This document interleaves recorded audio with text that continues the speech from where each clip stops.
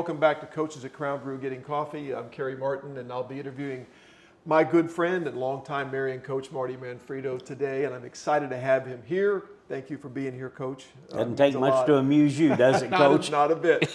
I want to thank Crown Brew for letting us film this here. I want to thank you for watching and listening to our podcast, and appreciate all the positive feedback.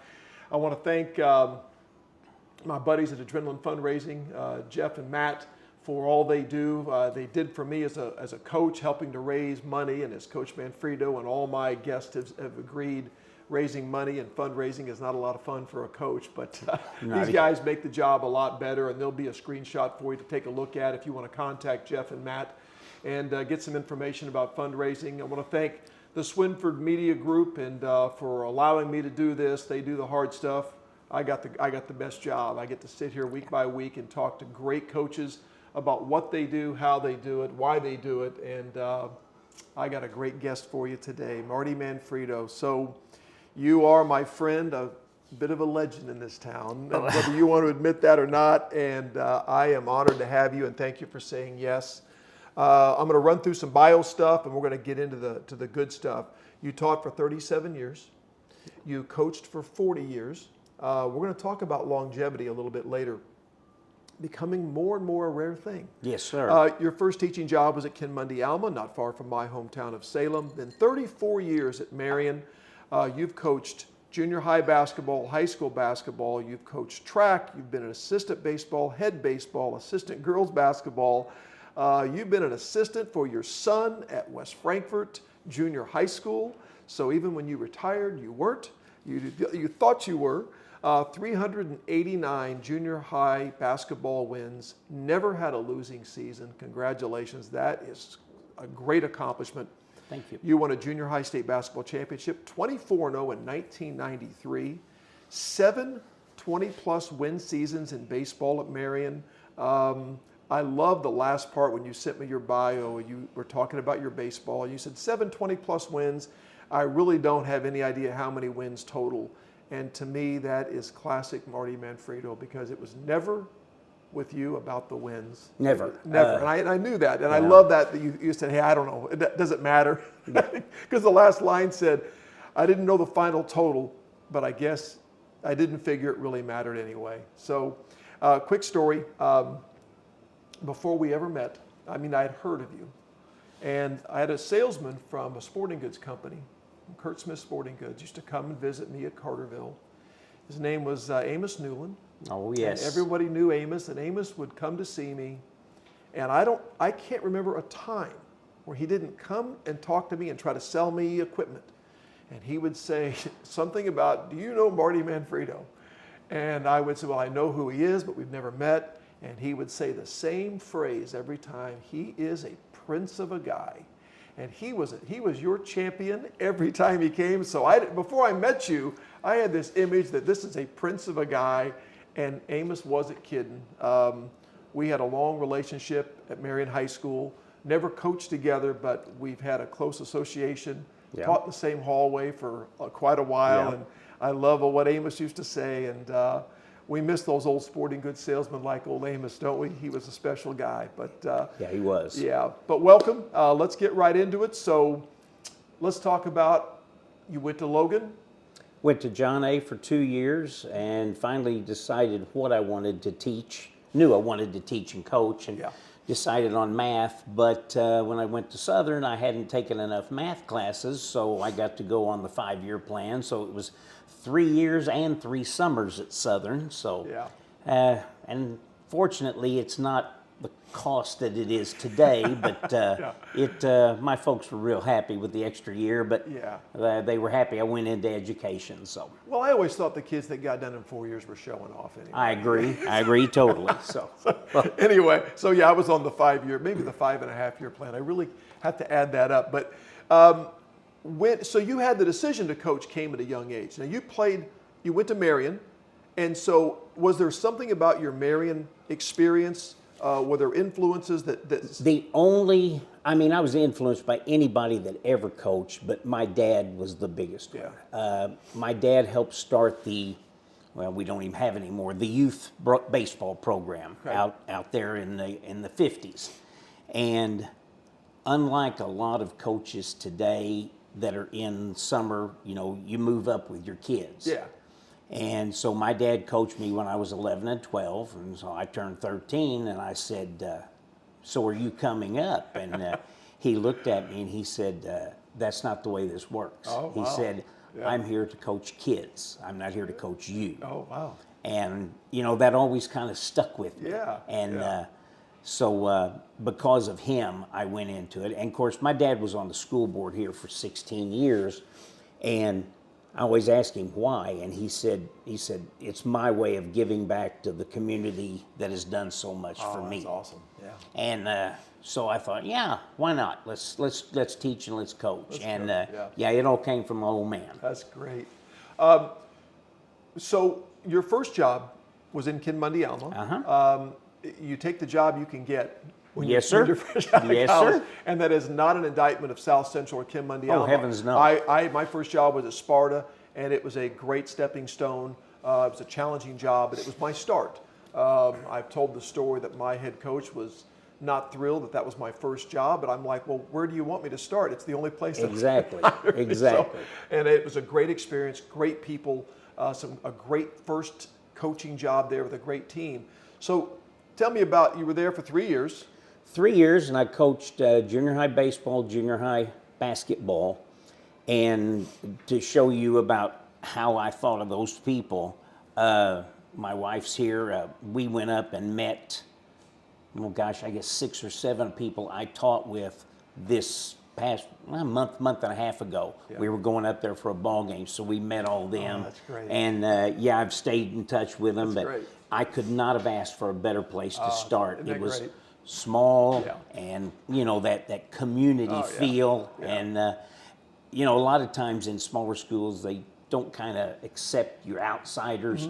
Kinmundy was completely different. I was one of the boys as soon as I got there, and it really fond memories. Yeah, and that's such an important thing to be embraced, because if you're like me, when I went to Sparta, it was the first time I was out of I guess the embrace of my family. And so Yes. I grew up in a family where my parents were well known, my brothers were well known, they had been athletes and they had paved the way. And so everywhere I went, everybody knew me. Right. I went to Sparta, nobody knew you. So the path that I had to carve there was my own. Right. And it was scary. It is. And challenging, and boy, it was good for me though to find out if I could do this without the family influence, the Exactly. reputation. And I'm sure for you, going to Kinmundy, did you have to get a map out and say, where is Kinmundy? No, because they got the sign on the interstate. That's the only reason I knew That's it, where you it heard of it, was. yeah. That's it. Yeah. So So it's pretty neat that you were able to stay connected.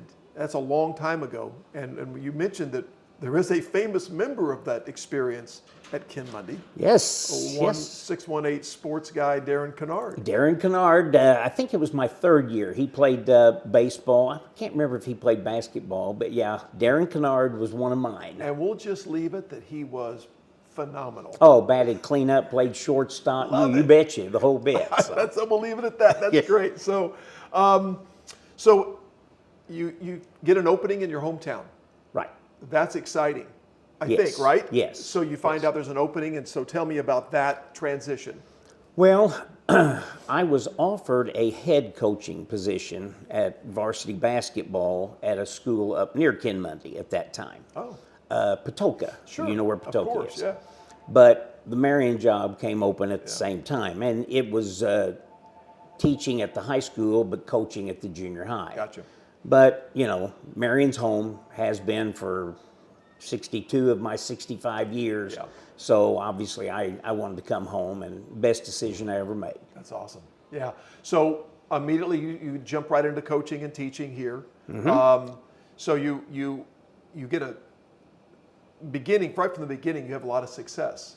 And what is it that you think from the very beginning, you've got this background of teaching and coaching a little bit. Where's the influences coming from that made you get off to such a good start and have so much success early?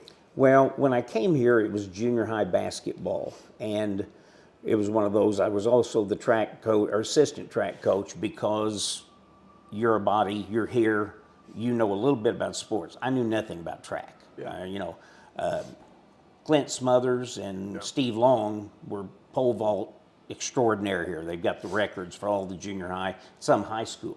I remember at the state tournament, I told them, I said, all right, boys, run real fast and jump real high. So that was my track knowledge. Thanks, Coach. Yeah, but the basketball was set up for success. Carl Manier was the 8th grade coach, and Jim Reed, you know Coach Reed, I don't know if you knew Carl, he was a 7th grade coach. Well, Jim retired, or retired from coaching, so I took his spot. But we had a junior program with the 4th, 5th, 6th graders already lined up, and I just stepped in and then tried to build on it from there. But I've had an awful lot of good kids come through. But they had some knowledge and stuff before they ever got to junior high, which is invaluable. Yeah. 1993, you win a state championship. Well, I think the team won it, and I just kind of went along for the ride. So tell me about that team, though. What was their makeup, and what allowed for their success? In my opinion, it's the best junior high team I've ever seen. And Coach Krause won 2 state tournaments since I played, and I told him, I said, don't mean offense, Right. kind of a Michael Jordan, LeBron, who's the best. Sure, I love I those think we debates. would have beat them to death. Wow. We really went 10 deep, and we had 15. The last 5 played every game because we beat everybody to death. Show you how good they are. We'd always take them in the summer to a camp somewhere. And you know how your 7-on-7s go. You can go somewhere and play. Well, we would go to SIU, Tennessee Martin, somewhere. Well, we went, and I took my 15 players and 1 7th grader, and I split them onto 2 teams. And during the week, the only game they lost when they played each other. That's awesome. That's great. But the better part is at the end of the week, you had a varsity team camp and a junior high team camp all in the same place. Right. And just alternate playing. So for fun, the last day, they asked 8 or 10 guys off the varsity teams to do a dunk contest. They asked 2 of my kids. So we got 2 junior high kids out there dunking with the varsity. And I think the other junior high coaches kind of looked like, well, we're all playing for second this year. Yeah. So, But Marty, that's when you've got that kind of talent coming, and there's a lot of pressure. The expectations had to be, there was no room for error. You lose 2 ball games, and in your own mind, and maybe other people, they're saying, oh, it's a failed season. It was. So it's a lot of pressure. It was, and it was a very tough year. You're always, you know how it is coaching.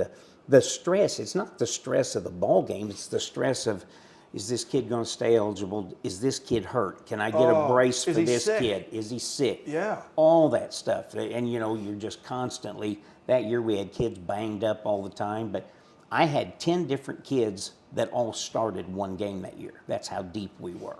And so, we could understand or handle a little adversity. But yeah, you worry about it. And that's, I always told people, the best coaching job I ever did, we went 13-10 because we had nothing. Yeah, nothing. Absolutely. But that year was the hardest year I've ever had. No, I understand that feeling exactly. And I think the other thing is, though, you had to manage 10 kids that could play. And that's not an easy thing to do when they all expect to play and think they're good enough to play. Your ability, and I found this in you, everything you've done coaching-wise, your ability to get everybody to feel ownership and be a part of it instead of, well, yeah, but what about me? I mean, you had to have done a really good job of making everybody feel valued. We tried. I told the story to my wife. My last year, I think, coaching baseball, we had a kid who was one of our weaker players. I mean, he was a good player, but he was not one of our top 9. Right. We have a game, and it's a close game, and I'm out of pitching. And we go to the last inning, bases loaded, none out. I bring this kid in to pitch. He gets him out 1, 2, 3. Hadn't pitched all year. After the game, he's the only kid I've ever given a game ball to when we lost the game. I mean, he held them where they were. Yeah. And like you that you want to make them all feel a part of it. Yeah, you have to. And to this day, when I see him or I see his mother, That's the first thing they comment on, you That's know, awesome. and that's, Good. I know I've seen you coach for years, you're the same way, you know, you want to make them all feel part of it because they're all a part of it. And you don't know when you're going to need That's that exactly individual. right. So you've got these 10 individuals, and someone's is the seventh, eighth, ninth guy, but you don't know if something happens, foul trouble or whatever, they've got to be in your 5. Well, and you know how it is, when you've got a team and you're better than them, I mean, basketball's real easy. You can start a kid, you can take him out in a minute if you have to. You know, it's harder in baseball because Yeah. you can only do it with the one time. But, you know, in basketball, that's what we do. Whoever had the best week of practice, you're starting tonight. And the kids knew that. Yeah, you know. So that probably influenced the way they practiced, knowing, Absolutely. hey, this is a battle. Most of our practices were better than most of our games. Yeah. Because it was a bloodbath in practice. Wow. You know, you've always brought, and I say this, one of the, if I had to describe another attribute about you, another key, I think, to your coaching is, and I say this even in teaching, you bring a calmness and a steadiness to whatever you're a part of. And I don't know if you are uncomfortably saying that, but I think it's true. When you would walk down the hallway and there's bedlam in the school, you were just always steady. Whether the season's going well or not, you're always steady. And I admire that because I can be a little more roller coaster, especially on the inside. What do you attribute that to? I don't really know. I mean, But you agree with it, though. well, I try to. Yeah. It's one of those. We played a bad game. I try not to take it home to my wife, although I didn't always do so good with that. Right, that's hard. But, you know, I'm teaching 144 kids and I'm coaching 15. Well, if those 15 have a bad day or I make a bad coaching decision and we lose, I'm not going to take that out on those 144. No way. You know, Right. I mean, because you are exactly like me in the regard that I took as much pleasure teaching as I did coaching. Oh, absolutely. You know, Absolutely. I affected a lot more kids teaching than I did coaching, and that's what I wanted to do. And so, yeah, trying to stay cool, calm, and collected, but didn't always work, but we try. I know for some people who coach, the teaching is, well, I have to do it Right. in order to coach. For me, I mean, it was something I just really enjoyed doing, and it was never a competition between the two, like you said. I mean, I've said this before, when I had a bad season, my teaching was even more my saving grace. Exactly. Because it still brought me joy. And it brings you up. Absolutely. You know? Exactly. And boy, I can't imagine going into that classroom every day for 9 months and not liking it, and I'm only doing it for the 3 hours during the season. But No. but again, guys do it, ladies do it. I just couldn't have done that. I couldn't have done that No. either. No. So this is kind of a bit of a challenge maybe, but I know you can handle it. So how do you handle? What's a key to handling when you know you've got a good team coming? You got a good team. Is there anything in your mind that you say, okay, we're pretty good, we're going to have a good, is there any approach to that you could tell a young coach about coaching a talented team? You know it's coming, you've got them during the season like the 93 team. Mm-hmm. What would you say was something a piece of advice when you've got a talented group? I think when I had a really good group, I don't want to say I coached harder, but I expected so much more out of them. Right. You put in more plays, you demand excellence on every rep at practice, things like that. You know, if you've got a team that's not real talented, you know, you can water down your stuff a little bit and get them really good at a few things. But I always tried to challenge the really good teams, make it harder on them. I always felt you could correct more after a win than you could after a loss. You know, kids feel bad after a loss. Well, there's no use jumping all over them because, number one, it's over with, and number two, they didn't try to lose. But when you've got a really good team, you can be a little pickier. You can pick on things that maybe aren't quite as important. Excellent. And, you know, that's the way I always approached it, you know. But I liked the other side of it when you, of course, nobody likes to be the favorite. You know, No. you always want somebody to be above you. But when you'd have a team that wasn't real good and, boy, you would win a game you had no business winning. boy, then you're pumping kids up and high-fiving, and it can just carry on and on and on. But it's a lot more difficult when you're loaded as opposed to when you're struggling. And I know as a Bear fan, you're not gonna like this comment, but that's a very Vince Lombardi thing, who often said, "I'm tougher on my players when we succeed than I am when we fail." And I think there's a lot of truth. And I knew you would nail that question, because I don't think I even sent that question to you ahead of time or talked about it. No, we didn't talk about that. But I knew you'd have a great answer, because I think that's a big key, is really challenging and keeping those. You got to, if they're really good and they start to know they're really good, that's scary. That's scary. You want the confidence, but you don't want the cockiness. I don't know if you've ever done it, but I've had a basketball team or a baseball team, and you'd have one or two kids that's head and shoulders better than everybody. Yeah. And I would call them in privately early in the season and say, "Don't take it personal, but I'm going to ride you hard." Yeah. And that's the old Bobby Knight thing. If you rail on the good kids, and then your lesser kids are like, well, if he's going to yell at the good ones, man, and just let them know that it's not always what it seems. Tell those good kids, I think you can play at the next level, but you're not if you just float along. You're going to have to do it. So, you incorporate your captains in helping you do stuff like that, or at least I did. So. Okay, so the next part of that question is, and I think you kind of answered it already, you come into the season with a team that you know is going to struggle a bit. And like you said, sometimes these seasons, when they're more successful than you think, are the best seasons of all. They can be. How did you approach the team like that, where you knew maybe you graduated a good group? Like your 94 team, for example. Right. Your 93 team, I don't even have any idea what you did in 94, but I know what it's like to graduate a really talented group. Next group comes back and you're like, okay, the expectations are still up here, because people think, okay, exactly. What do you do? Well, I try to tell them all. I always told every basketball team, every baseball team, number one, you win a conference. And number two, you try to do something in postseason. I always put a lot more emphasis on the conference than I did the postseason. Most guys are different like that, but let's face it, to do something long in the postseason, there's a little bit of luck that can be involved. Right. If somebody's hurt or somebody's sick or whatever. Right. The conference, you've done that all year long. In football, you've done that for 7 weeks in a row, and that's hard to do. And so I always put those two things out. And when I had those teams that maybe followed somebody good, you can't beat them down if they're not as good, because you're not going to win it all every year. You're not going to go undefeated. And I always would really try to, say they lose 2 or 3 in a row. 94, we lose 2 in a row or 3 in a row. Yeah. And the other group didn't lose any. Well, you find a way to bring them back up.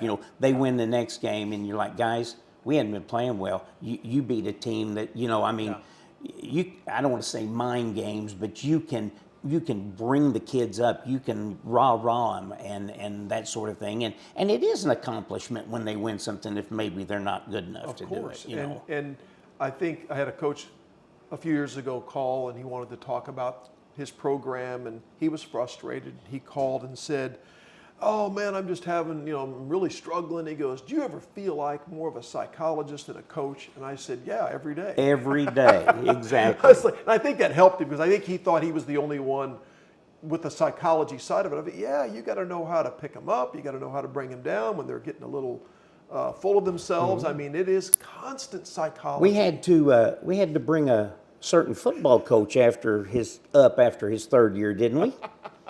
I needed a big time pickup. Yeah, After my third year, I was low. And you were very low, and I remember we talked, and I think you were even questioning yourself a little bit. And I'm like, Kerry, no, it's not you. You haven't had the horses. Yeah. And then you did the thing that great coaches do. You realized I can't just play smash mouth football with 5A kids. Yeah. And where was it? Troy you went to, and you come back with the spread offense that nobody around here has seen, and things turned around. But I knew you could do that, but I knew you were at a low point there, buddy. You were hurting a little bit. No doubt about that. Yeah. So 2002, Marion High School hires Rich Herron, Uh-huh. and you get the call to come to the high school and coach high school basketball. Tell me about it. That was an interesting moment, I'm sure. Coach Herron, I could tell stories and we would be laughing all day long. Yeah. But no, Rich got the job, and the first thing he did, he hired me, and he wanted me to come to the high school because Right. I'd been at the junior high, which was a great moment for me because you can get burned out teaching. Sure. And I spent the first 15 years at the junior high and the next 15 or 16, whatever it was, at the high school. It was perfect. Yeah. But when I worked with him, first day I show up for school, there's an extra teacher's desk in my room. And I'm like, I went down to Steve Smith and Mike Shornack. I said, why is there an extra teacher's desk? They just started laughing. Well, every day Rich would come in. Sure. And he'd sit down and, we start going over stuff. Of course, I'm teaching class. And the kids, the smart alecks that high school kids could be, No. you Yeah. couldn't turn in a math paper to me if you didn't have notes on it. Right. Well, I'd write notes on the board and then I'd answer a question for Rich. They'd always draw little basketball things with X's and O's on all their notes when they turned it in because I'd do a problem and Coach and I'd Yeah. do a scouting thing. I'm Yeah. like, Rich, Yeah. But I have never, ever seen a man that devoted to basketball. I mean, he just, 24/7. One of my favorite Rich stories that I can tell. He and I go to Madison, Illinois, Sure. to scout a basketball game, and they're playing Cahokia, big rivalry. Yeah. So we're sitting up at the top, right in the middle. Well, Rich watches the game. I could talk to him, I could yell at him, doesn't matter. He's not going to listen to you. He's watching the game. So I'm writing and he's watching. Well, a fight breaks out to my right. And it's two girls and they're going at it. They fall into me. I fall into Rich. He knocks over his soda. I stand up and have to kind of shove him off me. He leans up. He doesn't know anything's happening. He's still watching the game.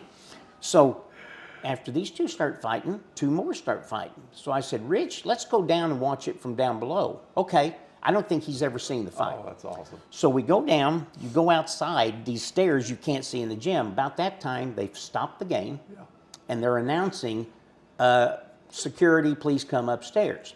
Well, we get downstairs and we start to go in. They've stopped the game, coaches, players on the floor, and I look up, and it's a free-for-all. There's my gosh. the whole stands is fighting. There's police up there trying to break it up. Nothing's working.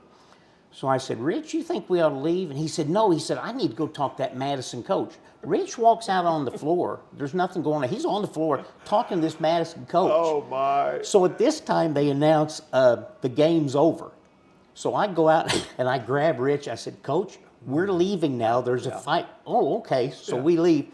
We get out there, and he got in the car, and I just said, Coach, did you even know there was a fight going on? Yeah, but I need to talk to that Madison coach. That is great. That was Rich. That is classic Rich. Yes, it is. And that's a great story because you can tell me how much he's devoted, how dedicated he is, how focused he is, but that sums it up perfectly. He was, he loved it, and the man knew. Kerry, I would go places, we'd go scout somewhere, and it like the middle of Kentucky. Yeah. And he would run into somebody. Sure. And he'd say, you played, you were the seventh man on Fairfield in 1964. And I'm like, Rich, are you serious? But he had a mind like a steel trap when it came to basketball. He loved it, loved it, loved it. He would say to me, hey, big guy, you're Salem guy, right? I'm like, well, I don't know how he knew that, but he knew it. And he would start talking about some Salem team from years ago. And he would be naming these players at Salem that I remember my dad mentioning. And I'm like, how does he remember these He remembers players? that, but then he knows all the new stuff too. Of course. He knew, it just. Yeah, special guy. And he loved it. What a cool experience. Oh, working with him was a dandy. It was fun.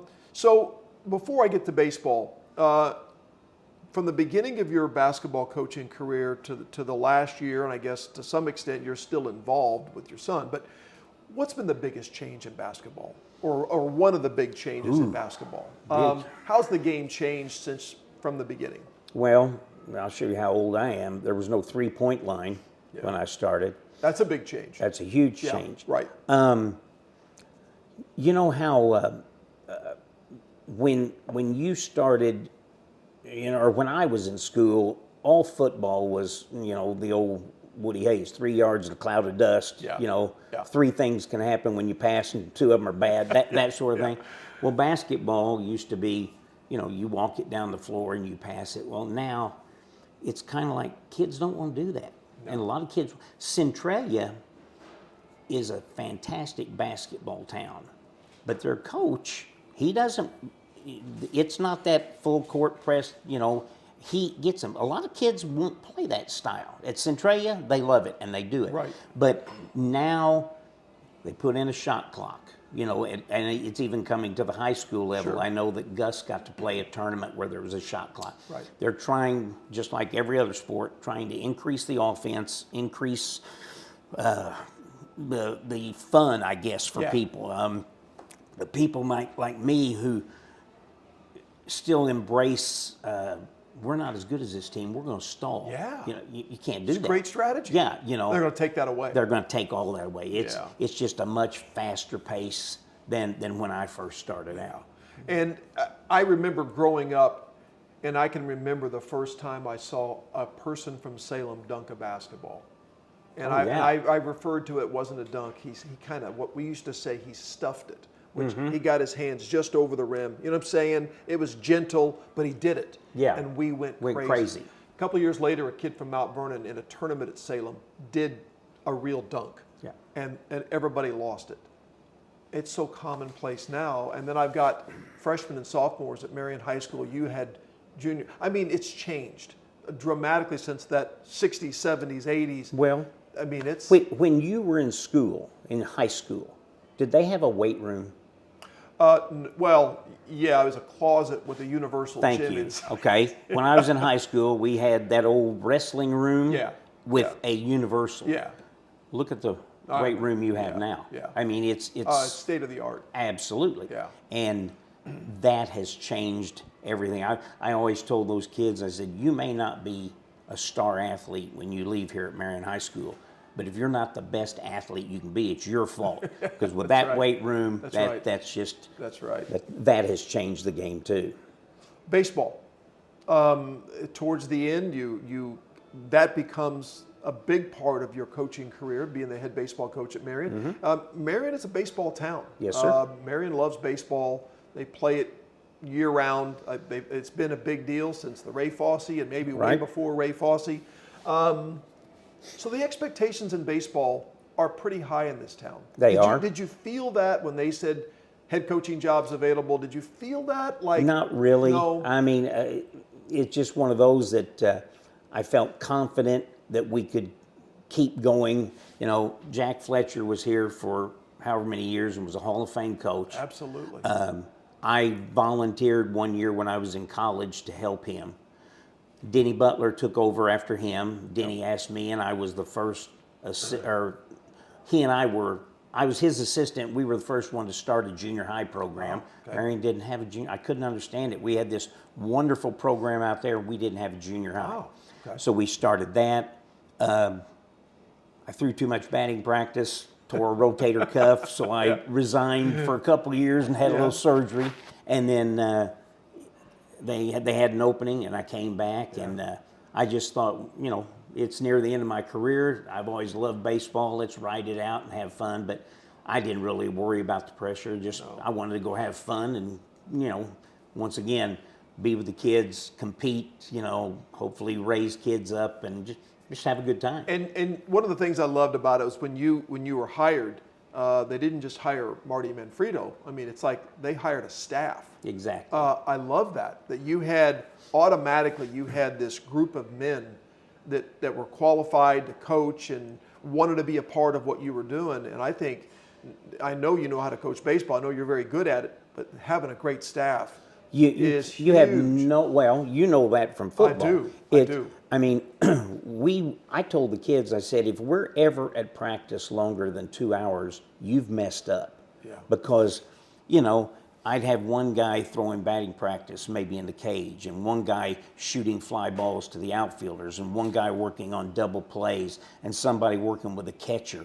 And you can get all that stuff done when you've got a whole bunch of people. And when they're knowledgeable and they're loyal, like the group of guys I had, you can't beat it. It just made things so much better. And I would assume that it being a baseball town, and as devoted as kids are to baseball from a young age here, they come in with a really, really great knowledge of the game and how it's to be played, and they're playing almost all year so Exactly. that probably, I'm sure, helped. It helps a lot. There's 5 or 6 indoor facilities here. Yeah. So all the kids have worked on their swing, or if they're pitching, they worked on their mechanics. The biggest thing we have to do with them is teach them situations. Sure. When are you going to bunt? When do you take a chance on trying to go from first to third? Because, in an indoor facility, you can only do so much. I'll be honest, baseball's easier to coach than basketball or football, because in the summer, they're all gone. Yeah. I tried one year. It was Jackson, I can't remember who else, Stotler, that whole group. I called 5 of those kids. I got one of them was in New Mexico, one of them was in Florida, one of them was in Tennessee, one in Indiana, and one in Florida maybe. They were all over.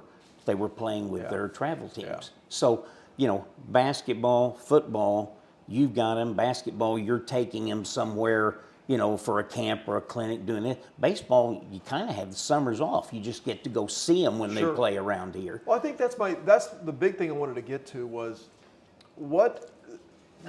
you've got your kids playing year round. I mean, the summertime, the hitting lessons. How has that changed the game? As I asked Shanna Green that last time we had a podcast, I asked her about how that's influenced softball. How has that influenced baseball, in your opinion? Like the kids not just doing a seasonal baseball, but getting the lessons year round and playing more year round. I'm kind of torn. I like that they do it, but I despise when a kid will drop another sport just to do baseball year round. Yeah. I think you can. It's hard to do 3 sports year round anymore. It's really hard. But I still think you can do 2. I mean, I don't think there's a problem doing 2. Right. You may have to. I know when I was out there with Rich, we would do and when I worked with Shane Hawkins, we would do basketball in June, and we would leave football for July. Yeah. There's no. No, you're going to do basketball all the time, and you got to give up football. I don't like that for a high school kid. Yeah. I think they need to be able to. Well, the perfect example, Nathan Doris, one of the best pitchers we've ever had here. His pitching coach from Vanderbilt comes up, and he's watching one of our practices. And the pitching coach comes over, and he asks me questions about Nathan, and we're talking. And I said, okay, I've got a question. I said, he's a senior. And I said, he's going to graduate this year and come to you. I said, he's a basketball player. And he said, if you're going to ask me if he should quit basketball, he said, don't even think about it. Yeah. He said, we will take care of that. He said, I want him to learn to take coaching from someone else. I want him to learn, what it takes to compete to win. And I want him to learn that maybe he has to go to the bench every now and then. Because he said, obviously for you, he doesn't have to in baseball. And, I mean, this is coming from the pitching coach at Vanderbilt, one of the most prestigious jobs in the country. Absolutely. And if a guy like that thinks that, I think probably he knows what he's talking about. Yeah, and one of the other things that you have to keep in mind is that the Marion kids are getting that training, but so is every other kid in every other town. Exactly. So the advantage you get, the knowledge they get, but the kid at Harrisburg, the kid at Carbondale, the kid in other towns is doing Exactly. that. But baseball has elevated from when I played back in the day. I mean, it was a very seasonal thing. We Right. had no hitting facilities, and you know, I thought I was a good baseball player, but when I watch the kids today, boy. Well, and once again, they're bigger, they're stronger, they're They are. faster. They are. You know, the weight room is probably the thing that has changed most of all our athletics in the past however many years. You know, It's been a big change for sure. So let's congrats on again those two sports you have had amazing success. Had a lot of and fun. a lot of people are great at a sport and that's their thing. You were able to be a high achieving coach in two different sports, which is amazing. I want to mention the teaching part because I said at the beginning you're a legend in Marion, and I think as much for teaching as coaching. The kids absolutely loved you as a teacher. I've told this story before to other people, but in most of the places I've taught over the years, math was not a favorite subject. And Right. I was shocked when I came to Marion. I remember asking kids, getting to know kids, and hey, what's your favorite subject? What's your favorite class? And they began saying these math classes. And I'm like, is someone paying you to say that? Because I had never heard that before. And I mean, over and over again. And what a tribute to you and your department, because I had never heard people say that math was their favorite class. And I'm telling you, nothing drives the success in a classroom more than the teacher. That's true. Nothing makes something more successful academically than the teacher.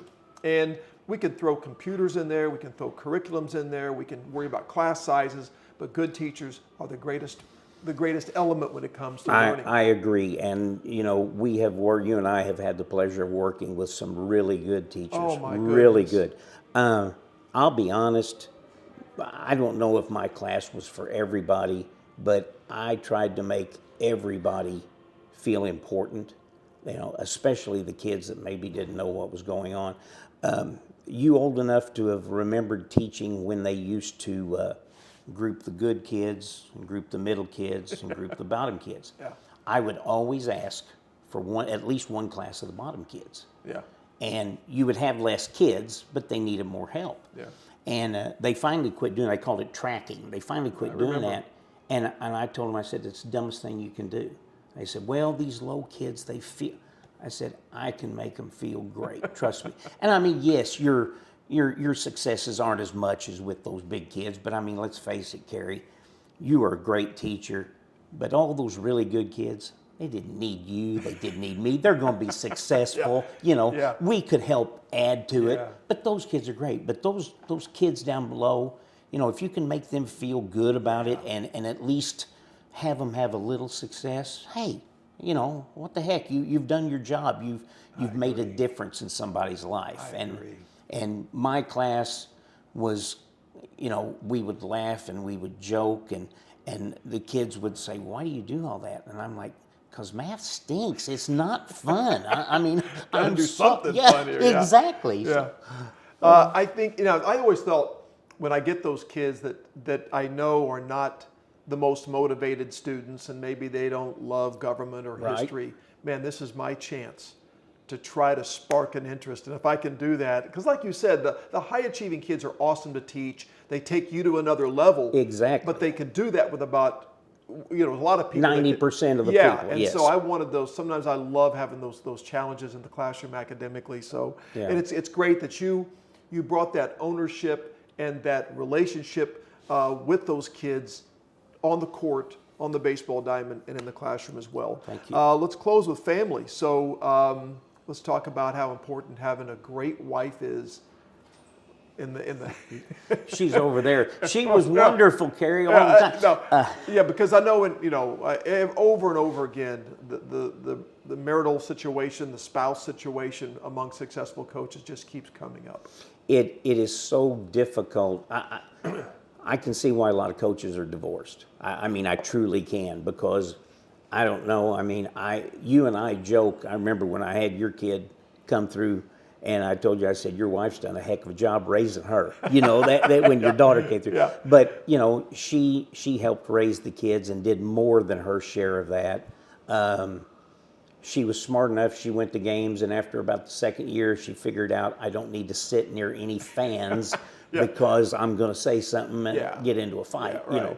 You know, but yeah, without her, none of this is possible. Yeah, she's a special lady. Yes, and she is. She was for me, she was a great football mom. And I know that, you know, when I wanted to do a pink out game, basically I got the idea from Mike McElroy when he was at SIU, Right. and I said we can do that at the high school level, and so I had the idea, and I wanted to share that, and then, you know, Holly Boyd and some others, and then Joni Manfredo just take it and just run with it. And I love the fact that it's spread to all these area schools. Exactly. But nobody, I mean, nobody does it like we do. No, and I say that, I'm bragging, I'm proud of it because I'm glad everyone else is doing it. I'm glad, but our football pink out is special. It's amazing. And boy, she is. Well, you can't get in our house during pink out month because she's got baskets and donations from all kinds of people all over the house.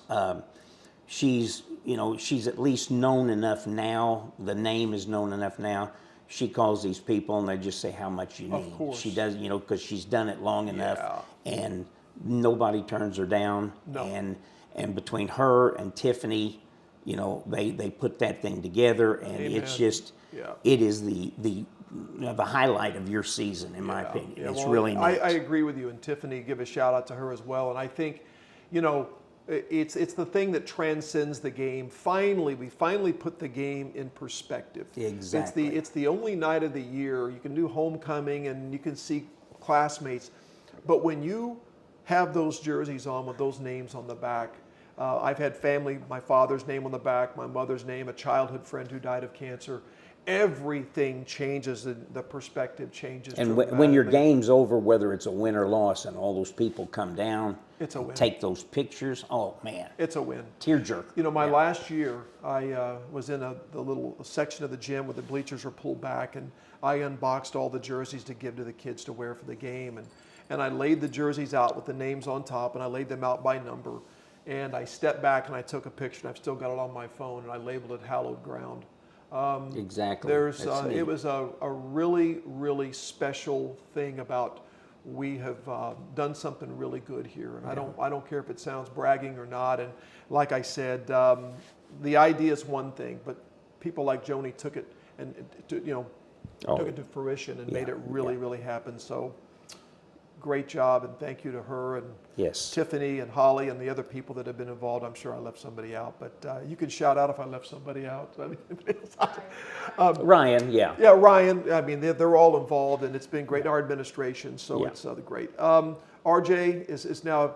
How cool is that? Your son's coaching. So pretty neat. Did you see that coming? Did he talk about that growing up? Tried talking him out of it. He wouldn't listen. I told him, I said, go make some money somewhere, and he said, Dad, he said, we've had a decent living. He said, you make a decent living, and he said, you've had too much fun. He said, I want some of it. That's great. So, what a great tribute to you. I mean, he wanted to follow in your footsteps instead of venturing off as far as he could. Exactly.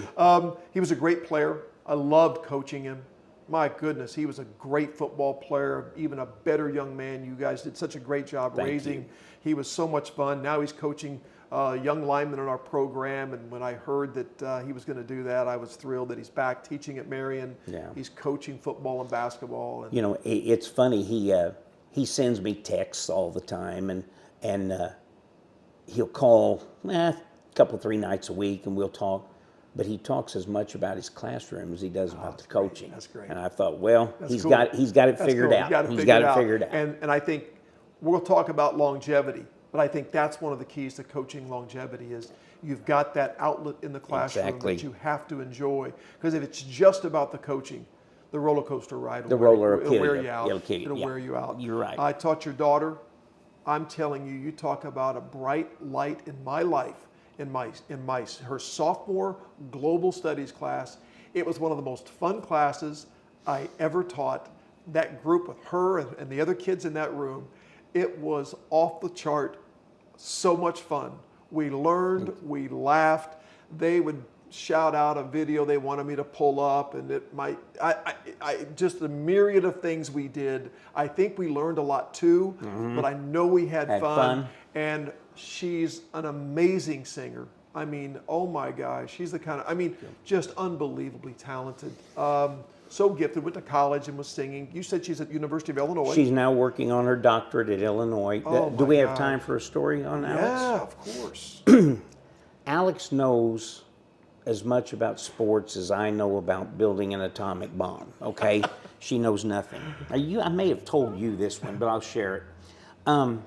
She goes down to the University of Miami.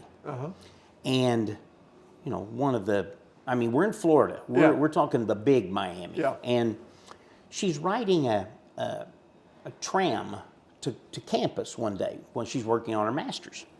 And she texts me and she says, Dad, or calls me that night, she said, I was on this tram with all these great big muscle-bound guys and they dropped them off at a golf course. I said, okay. I said, I don't know why. So the next day she calls me. She said, I was on the tram again and I found out they're football players and the golf course is really this practice facility. She said, I thought it was a golf course. It's just beautiful. I said, Alex, do me a favor. Please go to one of their games. Yeah. So she calls about 2 weeks later. Dad, I have tickets to the Miami homecoming game. I said, great. Who do they play? She said, Florida State, and they have some good player. Said his name's Jameis Winston. He won the Heisman. Okay, so we go through this. Yes. She says, I have I told you No, this? no. She says, I also have tickets to a tailgate. I said, what's a tailgate? So I explained to her what a tailgate Right. is. I said, you have food and drinks before the games. Great. I said, you call me tomorrow, let me know how it goes. I don't hear from her the day after the game. Uh-oh. So the next day I call her. I said, how was the game? Dead silence. She said, I didn't go. I said, please tell me you got sick. She said, no. She said, I got a ticket. She said, you'll never believe it. The Cleveland Symphony Orchestra was in town. Oh my. And I've got her on speaker, and RJ's sitting with great. me. And I said, you what? And he screams out, you! I mean, he started, you did what? Yeah.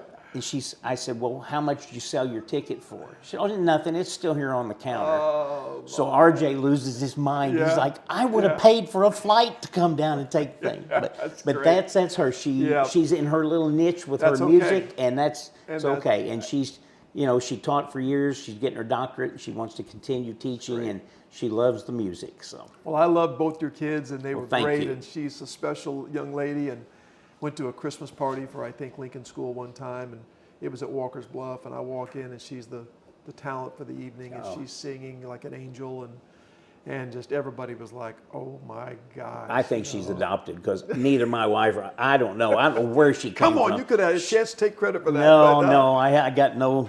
She told me once to quit singing at church. Oh, yeah, that's harsh. You think? I told her, I said, God doesn't really care, but, No, but she joyful said, noise, she right? said, I do. So In closing, retirement, still a little involved, but what do you miss the most? I miss, like you, I miss the competition. I miss the kids and the coaches and just the teaching aspect. I miss all that, but I miss feeling like I'm making a difference. I just. Well said. So as a result, I've picked up a class I'm teaching at Logan. Yeah. And just trying to help some kids get into the trades, and I'm teaching a little math, but it's, I felt empty, like I'm not helping anyone do anything, and I hadn't done that in a long time, so. Yeah. But that's what I really miss. I'm not making a difference in anybody's life. Any points, any tips for someone just getting started in the business about longevity? Because longevity is becoming a very rare thing. Yes, you and it I is. both did 30 plus years in this business, and I'm finding more and more people leaving at a certain age before they're Exactly. What do you think? I don't want to get into maybe all the things that you and I can decide why that's happening, but what would you say is a key to staying long term in this business? Well, kind of like we talked, you can't go with the roller coasters. You'll lose your mind. You got to understand you're not going to go 24-2 every year. You're not, you're not going to win the conference every year. You got to maintain that even keel, and as long as the kids are having fun and you're having fun, stay with it. But you're right. I don't know what the answer is for longevity, because it's just, there's so many distractions, and we can do things better. It's just excuse me, it's very difficult. It's a challenge. Isn't it? Yeah. Yeah. Well, thank you so much for Thanks being for having me. here. Appreciate it. What a great conversation. And as I've said before, this has become to me a master class on coaching and how to get it done and how to last in this business. And you've offered so many good things. Well, and I thank appreciate that. And I appreciate your friendship and the job that Same you did. here. And the influence you had on me as a teacher and a coach was Well, thank you. profound. Same And, here. thank you for joining us again, for tuning in, for watching.